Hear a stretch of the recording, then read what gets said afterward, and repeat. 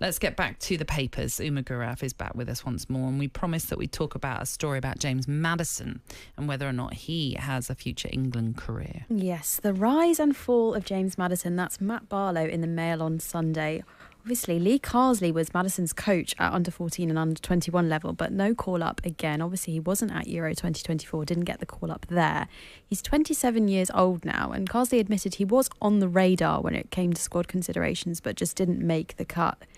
He hasn't scored a goal since March. He's well out of form, and even Ange Postecoglou has basically spoken about his Tottenham form and said when he's fit, it's fine, but when he's not, he just doesn't look like scoring. Can he make his way back into the fold at England? Does he deserve to? Is it too late? The only thing I'd question is the first line you said, the rise. And if you're talking of international football, there hasn't been a rise because he went to Qatar and he didn't play a minute. Okay, and he's not been selected for the Euros. He's played 7 times for England. He hasn't scored a goal. Okay, that can happen. So I don't know where the rise is. James is a very gifted footballer. Technically, we all know what he can do. He can see a pass.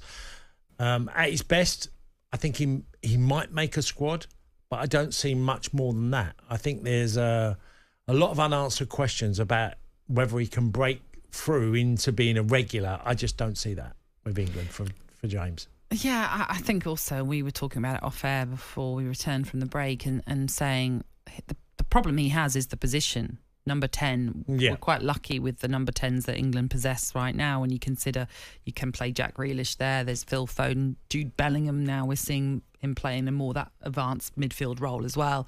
So I just don't know, even as you say, getting into the squad is tough enough, but I just can't see him getting many minutes for England now. No, and Anthony Gordon plays on the left, so we're saying play him on the left. Yeah. Anthony Gordon. I mean, Jack Grealish has played. Phil Foden's played that position. Yeah. So he feels like he's fourth choice of nearly everything.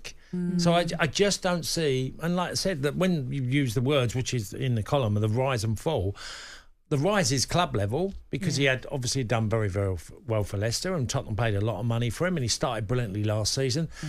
I just don't see James' international football career ever getting going. Yeah, less a rise, more of a plateau then. Perhaps.